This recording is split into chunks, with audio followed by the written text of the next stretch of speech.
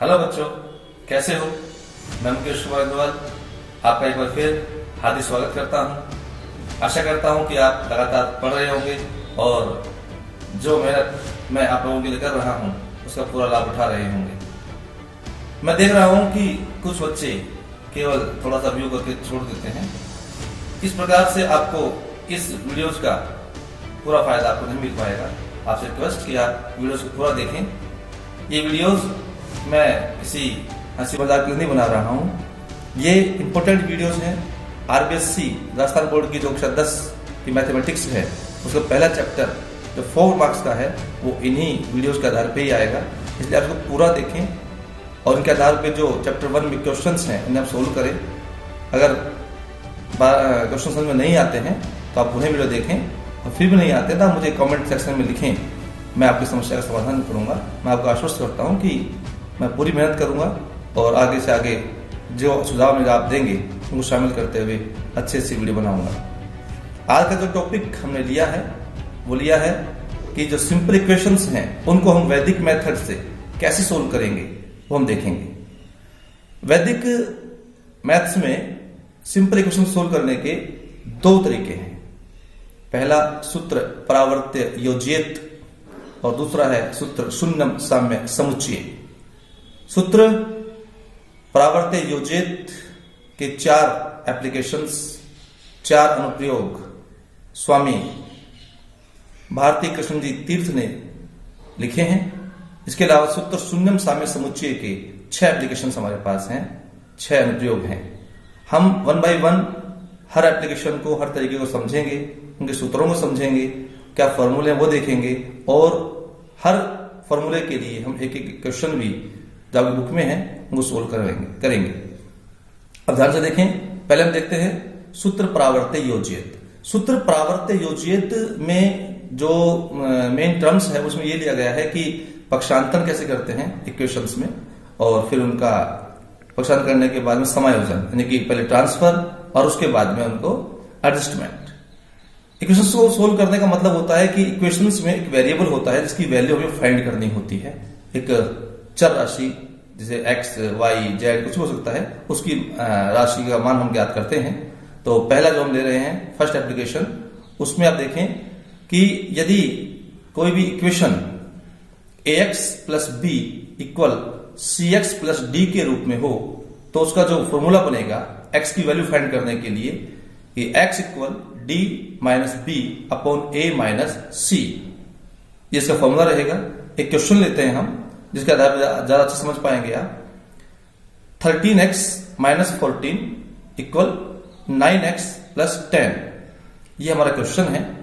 इस क्वेश्चन को जो ऊपर फॉर्मूला दिया गया है, क्वेश्चन की फॉर्म है, उसको मैच करें आप, कंपेयर करें, फिर देखेंगे तो यहां a की वैल्यू आएगी 13, b की वैल्यू यानी b का मान जो होगा माइनस 14, c की वैल्यू 9 और d की वैल्यू 10 होगी। अब सारी वैल्यूज को हम फॉर्मूला में पुट करते हैं तो हम देखेंगे x इक्वल d की वैल्यू हमारे पास है 10। इसे हम जो वैल्यूज हम पुट करेंगे उसे हम ब्रैकेट्स में रखेंगे। इससे कभी भी साइंस से संबंधित जो प्रॉब्लम्स हैं वो नहीं आएंगी, कोई गलती आपसे नहीं होगी।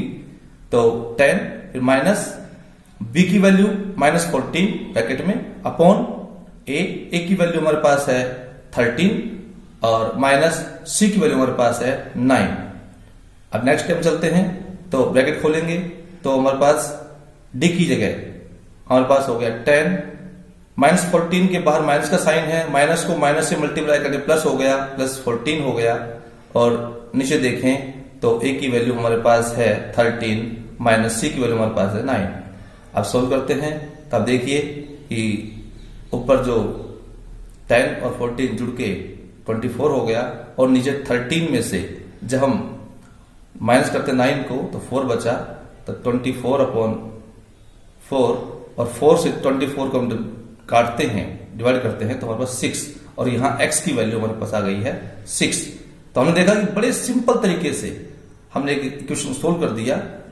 तो यही वैदिक मैथ्स की एक कामयाबी है कि इक्वेशंस को बड़े आसान तरीके से हम सोल्व कर पाते हैं।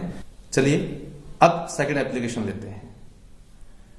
इसमें अगर यदि हमारी equation ax plus b upon p equal c x plus d upon q के फॉर्म में हो, रूप में हो, तो उसका जो वेरिएबल x है इसकी वैल्यू हम कैसे फाइंड करेंगे? x equal dp minus B Q upon A Q minus cp। और एक क्वेश्चन लेते हैं समझने के लिए, तो हम ले रहे हैं 5x minus 3 upon 2 equal 2x plus 1 upon 5। अब जो कंपेयर करते हैं अपने एप्लीकेशन से, तो हम देखते हैं a की वैल्यू यहां 5 है, b की वैल्यू -3 है, c की वैल्यू 2 है, d की वैल्यू 1, p की वैल्यू 2 एंड q की वैल्यू होगी 5। अब सारी वैल्यूज को हम फॉर्मूला में पुट करते हैं, तो वी गेट x इक्वल, देखिए जो फॉर्मूला उसमें देखिए, फॉर्मूला था हमारा dp, d की वैल्यू कितनी है हमारे पास? d की वैल्यू हमारे पास है 1 और p की वैल्यू कितनी है? 2, तो 1 इंटू 2। फिर माइनस में क्या है हमारे पास? bq, b की वैल्यू हमारे पास कितनी है? bq हमारे पास है -3 और q की वैल्यू कितनी है? 5। अपॉन चलते हैं, तो अपॉन में देखें अपन, अपॉन में हमारे पास क्या था? aq, तो a की वैल्यू हमारे पास 5 और इनटू में q की वैल्यू 5 माइनस, देखिए अब cp, तो c की वैल्यू हमारे पास है 2 और p की वैल्यू हमारे पास है 2 इंटू 2। सोल्व करते हैं, तब देखें हम, तो x इक्वल क्या हो जाएगा हमारे पास? हमारे पास था dp, तो इंटू किया अपने 1 को 2 से, तो हमारा 2 × 2 आया, फिर माइनस था और हमारे पास था bq, तो -3 को हमने इंटू किया 5 से, -15, बाहर माइनस है तो प्लस हो गया, प्लस का 15 हो गया। अपॉन में हम देखें तो aq था, a की वैल्यू रखी थी 5, q की वैल्यू 5 थी, 5 × 5 25 हो गया और माइनस में 2 2 4 हो गया। नाउ x इक्वल क्या हो जाएगा हमारे पास में? ऊपर हमारे पास 2 है, प्लस में 15, कितने हो गए? 17, और नीचे हमारे पास 25 में से 4 माइनस किया तो हमारे पास आ गया 21। तो आंसर हुआ x इक्वल 17/21। कितना इजीली आ गया ना? आप समझें इसको। इसी पैटर्न पे जो और क्वेश्चंस हैं वो उनको सोल्व करें। आप थर्ड एप्लीकेशन लेते हैं। थर्ड एप्लीकेशन देखें, यदि हमारी क्वेश्चन की फॉर्म इक्वेशन जो है इस रूप में हो, कैसे? x plus a into x plus b equal x plus c into x plus d, then variable x की वैल्यू फाइंड कैसे करेंगे? x इक्वल हमारे पास जाएगा c d minus a b upon a plus b minus c minus d. और इसको समझने के लिए क्वेश्चन लेते हैं। क्वेश्चन हमारे पास है x प्लस 7 सेकेंड ब्रैकेट में x प्लस 9 इक्वल ब्रैकेट में है x माइनस 8 इंटू दूसरे ब्रैकेट में हमारे पास है x माइनस 11। कंपेयर करते हैं तो a की वैल्यू 7, b की वैल्यू 9, c की वैल्यू -8, d की वैल्यू -11। पुट करते हैं हम, तो x इक्वल सी डी, तो -8 इंटू -11, फिर इनको ब्रैकेट में रखना है हमें। माइनस में है हमारे पास ए बी, तो 7 ए की वैल्यू, बी की वैल्यू 9, तो 7 इंटू 9। अपॉन में देखें तो a plus B 7 plus 9 minus C की वैल्यू -8 माइनस डी की वैल्यू -11। आगे सोल्व करते हैं। देन x इक्वल इंटू करेंगे तो हमारे पास हो गया -8 को -11 करेंगे तो प्लस का 88, 11 के 8 इंटू करने पर माइनस को माइनस इंटू करने प्लस हो गया। फिर ए बी है, 7 को 9 से किया 63, अपॉन में हो गया हमारे पास कि 7 प्लस 9 ब्रैकेट ओपन किया, माइनस को माइनस करने प्लस 8 हो गया और माइनस को माइनस करने प्लस का 11 हो गया। और now x equal 88 minus 63 minus करने पर कितना आया? 25। नीचे सारी प्लस की हैं, सारी वैल्यूज आप जानते हैं, सारी वैल्यूज प्लस की हो तो ऐड हो जाएंगी। ऐड करेंगे तो 7 को 9 को 8 को 11 को तो कितना हो जाएगा 7 9 16, 16 और 8 हो गए 24, 11 जोड़ेंगे तो 35।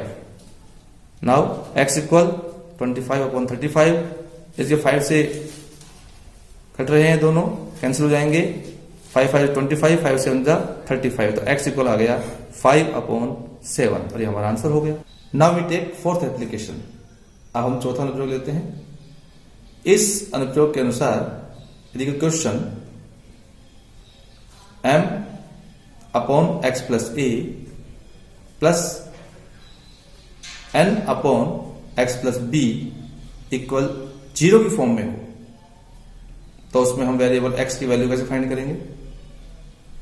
x इक्वल माइनस, फिर हमें बड़ा ब्रैकेट लेना है, उसमें हो जाएगा mb + na/m + n। इसको समझने के लिए क्वेश्चन लेते हैं। क्वेश्चन हमारा है 1/x + 1 - 2/x - 1 = 0। अब हम वैल्यूज देखते हैं, तो m की वैल्यू यहां 1 है, n की वैल्यू -2 है, a की वैल्यू 1 है और b की वैल्यू -1 है। अब हम फॉर्मूले में इसको पुट करते हैं, तो x इक्वल माइनस हम बाहर लगा देंगे, चलता रहेगा ये, और ब्रैकेट में m की जगह हम रखेंगे 1 और b की जगह रखेंगे हम इनटू में -1 और प्लस na, n की जगह -2 और a की जगह 1 अपॉन में m + n है, m की जगह हम रखेंगे 1 प्लस n की जगह हम रखेंगे -2। बिग ब्रैकेट बंद कर देंगे। फिर ध्यान रखें आप जब भी आप वैल्यूज रखें उन्हें आप छोटे छोटे ब्रैकेट में बंद करें, जिससे कि आपको साइन से संबंधित कोई मिस्टेक आपकी नहीं होगी। नाउ x इक्वल माइनस का यूं बिग ब्रैकेट, अब मल्टीप्लाई करते हैं, तो हम देख रहे हैं 1 को हम -1 से मल्टीप्लाई करेंगे तो -1 आएगा, फिर हम -2 को 1 से मल्टीप्लाई करेंगे तो -2 आएगा, और नीचे देखें तो 1 और प्लस और अंदर -2 है, ब्रैकेट खोलेंगे तो फिर -2 आ जाएगा, ब्रैकेट क्लोज बड़ा वाला। इसके बाद आगे नेक्स्ट स्टेप में x इक्वल माइनस, फिर बड़ा ब्रैकेट है, इसके बाद देखें तो हम -1 और -2 -3 हो गए, और नीचे 1 - 2 है तो -1 क्योंकि माइनस की संख्या बड़ी है। अब ऊपर -3 है, नीचे -1 है, दोनों माइनस माइनस कैंसिल हो जाएंगे, तो x इक्वल हमारे पास रहेगा माइनस का जो बाहर है और अंदर बचेगा 3, तो इसका आंसर होगा x इक्वल -3। तो इस प्रकार हमने सूत्र परावर्त्य योजित के चारों एप्लीकेशन, चारों अनुप्रयोग देखे हैं। आप इनके आधार पे जो बुक के क्वेश्चंस हैं आप उनको करें, सोल्व करें। मुझे पूरी उम्मीद है कि आप सारे क्वेश्चन आराम से सोल्व कर पाएंगे। अब देखते हैं हम सूत्र शून्यम साम्य समुच्चय का हम कैसे यूज करते हैं इक्वेशन को सोल्व करने के लिए। सूत्र शून्यम साम्य समुच्चय का अगर मीनिंग देखें तो समुच्चय के इक्वल अगर हम 0 पुट कर देंगे तो हमें वेरिएबल x की वैल्यू फाइंड हो जाती है। इसके 6 एप्लीकेशंस हैं, 6 अनुप्रयोग हैं। हम पहला लेते हैं। पहला अनुप्रयोग आप स्क्रीन में देख सकते हैं कि यदि कोई इक्वेशन है और उसके ईच टर्म यानी हर एक पद में x कोई फैक्टर है जो सब में कॉमन फैक्टर है, तो उसके इक्वल अगर 0 पुट कर देंगे तो हमें x की वैल्यू फाइंड हो जाएगी। क्वेश्चन देखिए आप,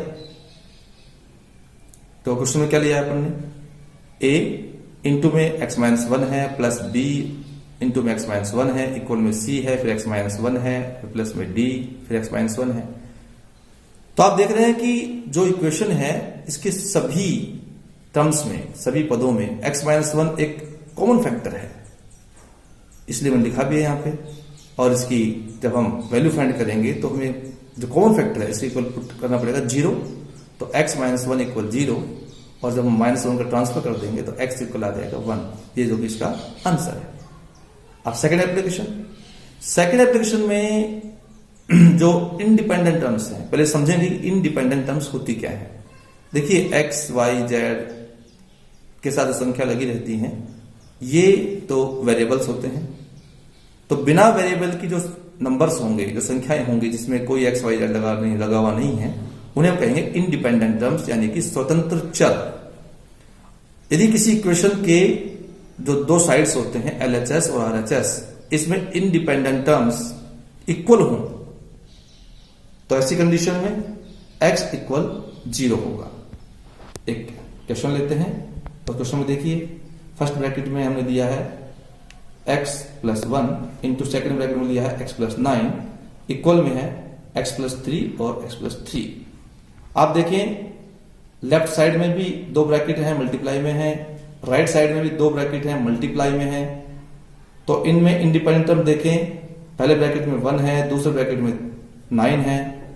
इधर इक्वल के बाद देखें तो दोनों ब्रैकेट्स में 3 और 3 है और दोनों ही ब्रैकेट्स मल्टीप्लाई में है। तो कैसे होगा, मैं लिखा है वो देखो, इंडिपेंडेंट टर्म्स इन LHS, यानी कि वाम पक्ष जो LHS है उसमें जो स्वतंत्र पद हैं उनको देखें तो उधर 1 और 9 है और दोनों ब्रैकेट मल्टीप्लाई में है तो इनको गुणा करना पड़ेगा। 1 को 9 से गुणा करेंगे, 1 गुणा 9 तो 9 हो गया। RHS में जो इंडिपेंडेंट टर्म्स हैं उनको देखें तो 3 और 3 हैं तो 3 इंटू 3 करेंगे तो 9 हो गया। आप देख रहे हैं दोनों तरफ की जो इंडिपेंडेंट टर्म्स हैं वो इक्वल आ गई हैं। तो ऐसी कंडीशन में जब सूत्र को अप्लाई करेंगे, सूत्र यूज करेंगे तो हमारे पास आ जाएगा x इक्वल 0, जो इसका आंसर है। तो दोनों एप्लीकेशन हो गई हैं। अब हम देखते हैं सूत्र शून्य साम्य समुच्चय की तीसरी एप्लीकेशन। थर्ड एप्लीकेशन ये कहती है कि यदि कोई इक्वेशन है और उसके एक साइड में दो फ्रैक्शन है जिनके न्यूमरेटर माने अंश समान हो और इक्वल में 0 हो, तो जो उनके डिनोमिनेटर्स हैं, जो हर हैं, उन हरों का योग करके उसके इक्वल 0 हम रखेंगे तो हमें x की वैल्यू यानी कि वेरिएबल की वैल्यू फाइंड हो जाएगी। अब एक क्वेश्चन लेते हैं। 5/3x plus 2 plus 5/2x plus 8 equal 0। अब आप देखें इसमें कि इसमें इक्वल से पहले दो फ्रैक्शन है, तो भिन्न संख्याएं हैं जिनके अंश यानी कि न्यूमरेटर 5 और 5 इक्वल है। तो हमें कुछ नहीं करना, सिर्फ जो डिनोमिनेटर्स हैं, जो इनके हर हैं, इनका योग करना है। तो हमने लिखा है इसमें देखो 3x plus 2 plus 2x plus 8 और इक्वल में 0। तो x और x लाइक टर्म्स हैं, समान पद हैं, जुड़ जाएंगे। ये कितने हो गए हमारे पास, देखिए ये हमारे पास हो गए हैं 5x और प्लस के 2 और प्लस के 8 जुड़ के प्लस के 10 हो गए हैं, अपॉन इक्वल में हो गया 0। तो 5x, तो ये हो गया हमारा 5x प्लस 10 इक्वल 0। अब आप जानते हैं इक्वेशंस में वेरिएबल एक तरफ और नॉन वेरिएबल यानी बिना एक्स वाली संख्या एक तरफ। तो 5x इक्वल 10 को इधर ले जाएंगे तो माइनस का 10 हुआ और x इक्वल माइनस 10 अपॉन 5 और सोल्व करेंगे 5 2 10 तो x की वैल्यू आ गई है -2। ये इसका आंसर हो गया, सिंपल। अब मैंने यहां पे 4th और 5th एप्लीकेशन नहीं ली है, पहले 6th एप्लीकेशन ली है, छठा अनुप्रयोग लिया है क्योंकि ये इसी से मिलता जुलता है। 6th एप्लीकेशन क्या कहती है, छठा अनुप्रयोग क्या कहता है कि यदि कोई इक्वेशन है इसमें LHS में दो फ्रैक्शन हो, RHS में दो फ्रैक्शन हो यानी दो भिन्न संख्याएं हो और इनके जो अंश हैं, न्यूमरेटर हैं, वो सेम हो। और अगली कंडीशन है कि जो इनके हर डिनोमिनेटर्स हैं इनका सम भी इक्वल होना चाहिए।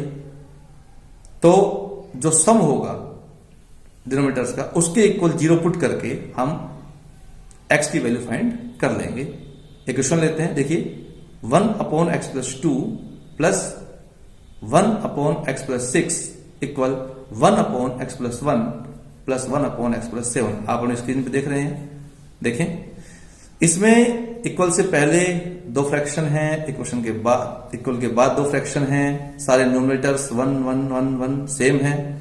अब हम LHS के डिनोमिनेटर्स का यानी हरों का सम यानी कि योग करते हैं तो हम देख रहे हैं x plus 2 plus x plus 6 और जब जोड़ा हमने तो उसको हो गया 2x प्लस 8।